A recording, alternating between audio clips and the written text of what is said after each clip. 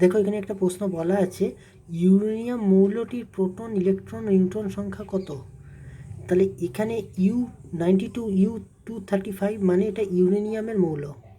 তাহলে প্রোটন সংখ্যাটা আমরা জানি 92 হবে, যেটা কম থাকে সেটা হবে প্রোটন সংখ্যা, আর প্রোটন সংখ্যা সমান ইলেকট্রন সংখ্যা, তার মানে এটাও 92 হবে।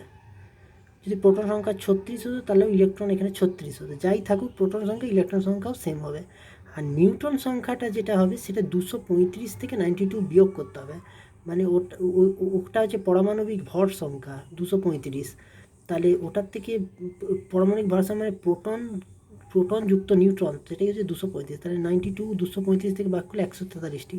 তাহলে এখানে ওই নিউট্রন সংখ্যা হচ্ছে 143টি। ভিডিওটি লাইক ও শেয়ার করো, চ্যানেলটিকে সাবস্ক্রাইব করো। Thank you.